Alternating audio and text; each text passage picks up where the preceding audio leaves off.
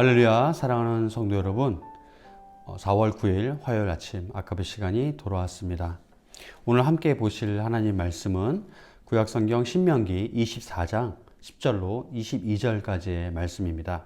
자, 그러면 함께 오늘 본문을 통해서 네가 종되었던 것을 기억하라 라고 하는 제목으로 함께 은혜의 말씀 나누도록 하겠습니다. 오늘 본문은 모세가 신명기를 통해 선포했던 총 이 세 번의 설교 중에 두 번째에 해당되어지는 그런 설교의 부분입니다. 이렇게 하나님께서는 모세를 통해 선포하시기를 이스라엘 백성들이 앞으로 가나안 땅에 들어가서 그렇게 거룩하고 성결하게 살기를 원하셨던 것이죠. 그래서 모세를 통해 율법을 재차 강조하시고 바로 그 신명기의 의미인데요. 그렇게 구별된 선민으로서 그 이스라엘 백성들이 온전히 살아가 주기를 바라는 그런 마음으로 아주 구체적으로 오늘 본문과 같은 그런 메시지를 전해주고 있는 것이죠. 오늘 본문 이 바로 앞전의 내용은 첫 번째는 이혼당한 여인과 또 신혼 가정 안에서의 의무, 또 세 번째는 담보, 네 번째는 인신매매에 관한, 또 다섯 번째로 피부병에 관한 그런 규례를 증거해 주고 있었습니다. 이어서 오늘 본문은 또 똑같이 다섯 가지의 규례를 우리에게 말해주고 있는데요. 첫 번째는 이 담보에 관한 규정, 두 번째는 품삯 지급에 관한 규정, 세 번째는 연좌제 금지 규정, 네 번째 약자 착취 금지 규정, 다섯 번째로 약자를 배려하는 추수에 관한 규정을 우리에게 소개해주고 있습니다. 그럼 함께 오늘 본문을 같이 살펴보시면서 이스라엘의 그 당시에 받은 그 말씀으로 어떻게 구별된 삶을 살아가야 했는지와 또 오늘 우리에게 적용하면서 우리가 어떻게 그 말씀들을, 이 규례들을 우리가 적용하면서 살아내야 할지를 같이 함께 살펴보도록 하겠습니다. 우선 이 첫 번째는 10절에서 13절까지의 말씀인데요. 바로 담보에 관한 규정에 대한 말씀을 보시겠습니다. 제가 10절로 13절까지의 말씀을 읽어보겠습니다. 내 이웃에게 무엇을 구워줄 때에 너는 그의 집에 들어가서 전당물을 취하지 말고 너는 밖에 서 있고 내게 꾸는 자가 전당물을 밖으로 가지고 나와서 내게 줄 것이며 그가 가난한 자이면 너는 그의 전당물을 가지고 자지 말고 해질 때에 그 전당물을 반드시 그에게 돌려줄 것이라. 그리하면 그가 그 옷을 입고 자며 너를 위하여 축복하리니 그 일이 내 하나님 여호와 앞에서 내 공의로움이 되리라. 아멘. 네, 이 말씀은 돈을 구워줄 때 채권자가 채무자에게 자비와 긍휼을 베풀어야 함을 우리에게 강조해주고 있습니다. 다른 말씀에도 같은 민족끼리는 서로 이자를 받지 말라라고 명령하고 있는데요. 그리고 이 11절, 12절에서는 채권자는 빚독촉을 하기 위해 그 채무자의 집에 들어가서는 안 된다라고 말하고 있습니다. 이것은 오늘도 마찬가지로 이 채무자에 대한 이 최소한의 그 사생활을 보장해 주기 위함이라는 그런 이유를 우리에게 알려주고 있기 때문이죠. 그리고 이 전당물을 취하는 것도 이 채무자의 소중한 그런 기억이나 추억이 담긴 그런 물건들은 취하지 말라라고 이야기하고 있고요. 또한 이 12절에서 13절까지의 말씀을 보시면 보통 이 당시에는 이 전당물로 겉옷을 담보물로 잡히는 일이 많았는데 여기에는 이 사람들이 대부분 가난하여져서 돈을 꾸는 것이기 때문에 이 담보물로 정하는 것이 대부분 겉옷이었다라고 하는 것이죠.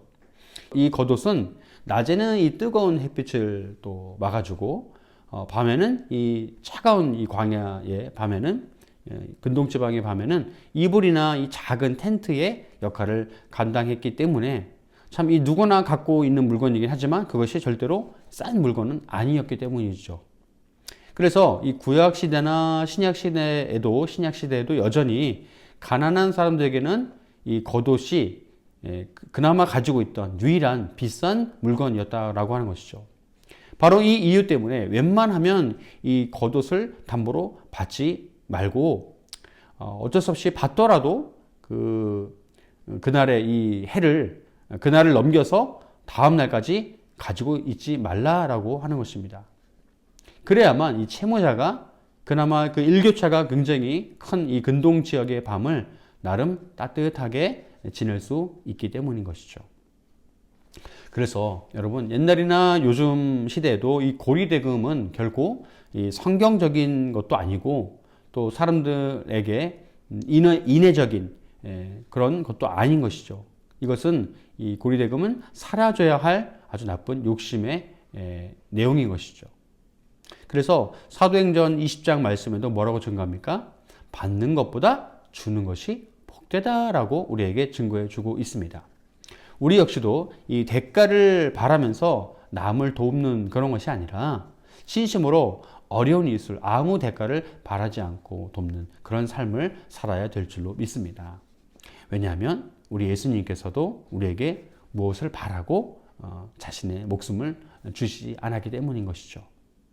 자, 두 번째 규정은요. 14절에서 15절까지 말씀인데요.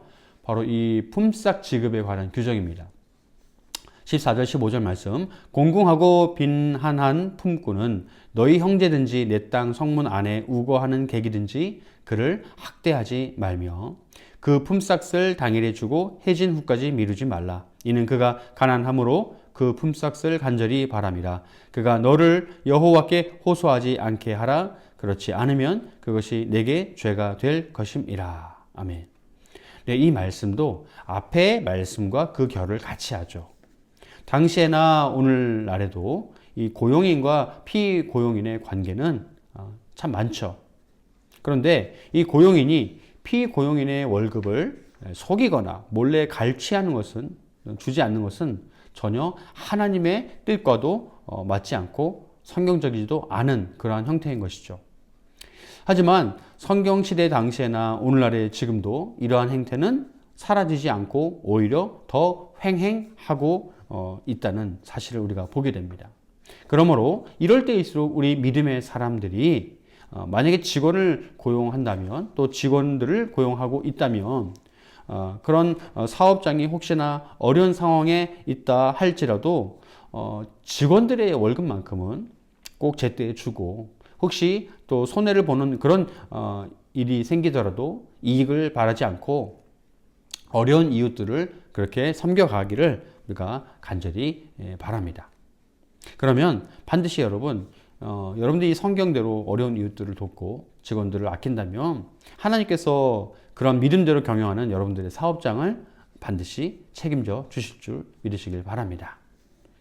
자, 세 번째는요. 연좌제 금지 규정인데요. 16절 말씀입니다. 아버지는 그 자식들로 말미암아 죽임을 당하지 않을 것이요 자식들은 그 아버지로 말미암아 죽임을 당하지 않을 것이니 각 사람은 자기 죄로 말미암아 죽임을 당할 것이니라. 아멘. 네, 이 규례는요, 여러분 범죄에 대한 그런 규례가 아니라 법적 절차에 관한 것인데요. 출애굽기 20장 말씀에는 경우에 따라 자손이 조상의 죄값을 치러야 한다라고 하는 규정이 있기도 합니다.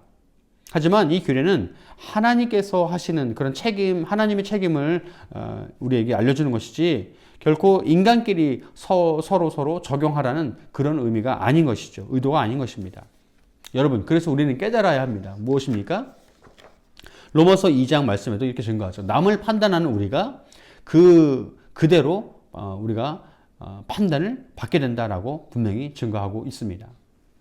여러분, 내로남불이라는 말이 있죠. 마치 고사성어처럼 들리지만 사실 이 말은 고사성어는 아니고 신조어죠. 근데 너무나 많은 사람들이 이 말들을 쓰고 있는데 우리가 이 내로남불이라는 말을 쓸 때마다 참 알아야 되는 것이 무엇이냐면 사실 내 눈에 들 바는 보지 못하고 남의 티끌을만 꼬집고 이야기한다라고 하는 것은 바로 우리의 여지없는 이 죄성을 드러내고 있다라고 하는 것이죠. 그러므로 우리는 누구에게나 관대하고 넓은 아량을 베풀어야 될 줄로 믿습니다.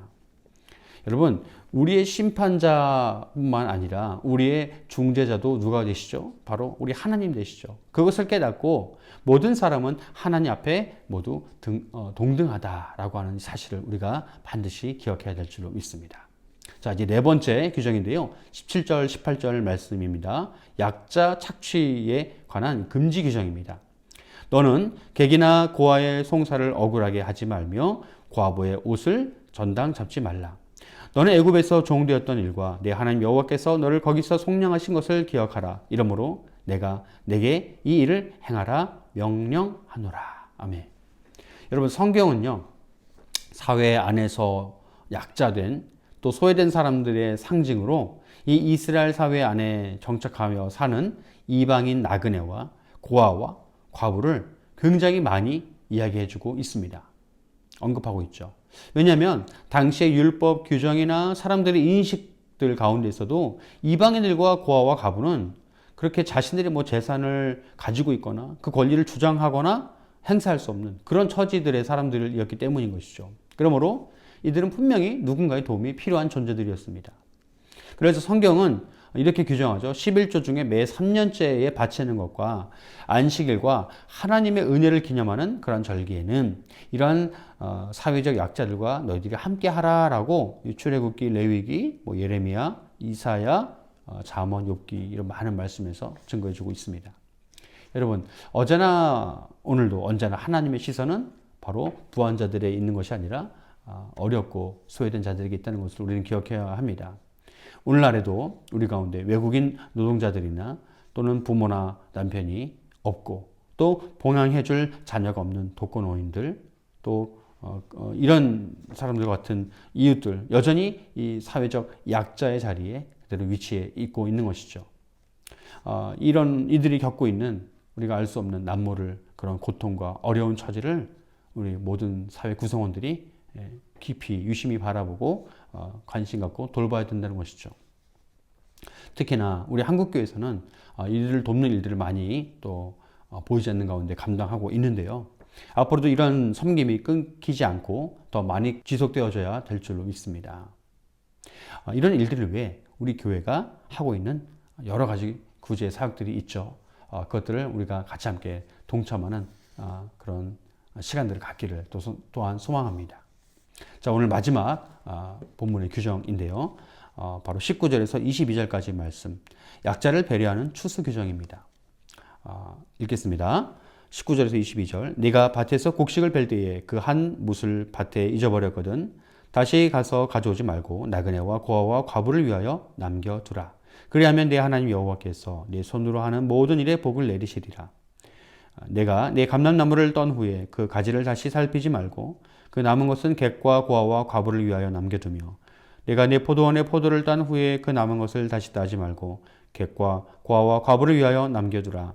너는 애굽 땅에서 종되었던 것을 기억하라. 이러므로 내가 내게 이 일을 행하라 명령하노라. 아멘.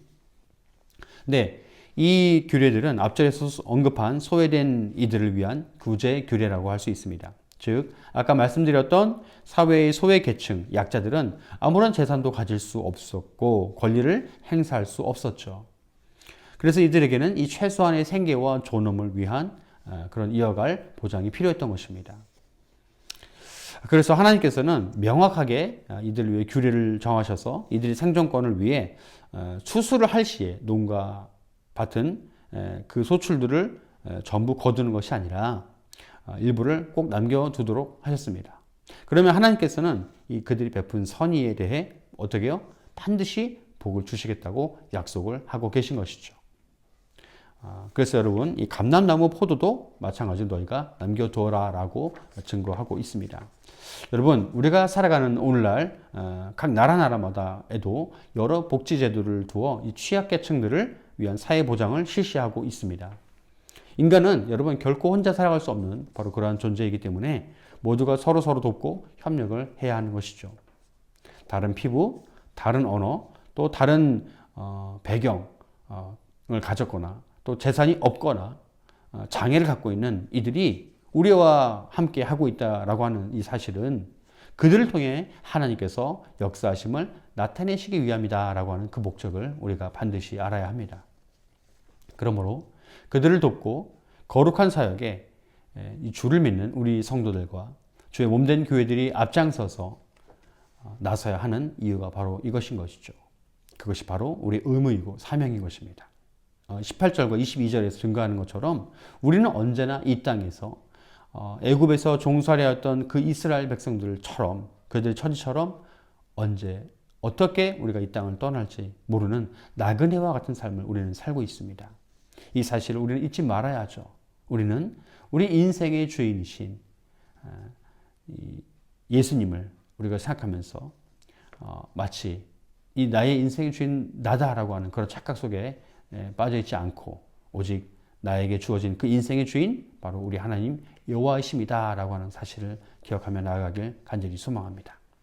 사랑하는 성도 여러분, 이 시간 우리는 언제나 고아와 나그네, 과부, 세리와 창기들과 함께 하시고 그들과 교제하신 누굽니까? 우리 구주 예수 그리스도의 그 사역을 기억해야 될 줄 믿습니다.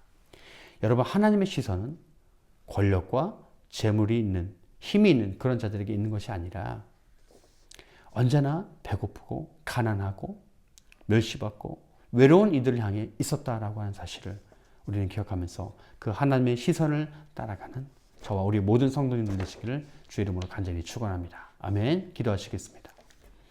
사랑의 하나님 감사합니다. 언제나 우리는 이 땅에서 언제 떠날지 모르는 나그네임을 기억하게 하시고 항상 보이지 않게 내 주위에 있는 그렇게 있는 힘들고 지치고 어려운 가운데 있는 우리 이웃들에게 복음과 사랑을 실천하는 그러한 실천의 삶으로 나아가게 하여 주시옵소서. 감사드리며 거룩하신 주 예수 그리스도 이름으로 기도드리옵나이다. 아멘. 오늘도 말씀으로 함께 도전 받으시고 내일도 귀한 말씀의 은혜로 나가도록 하겠습니다. 감사합니다.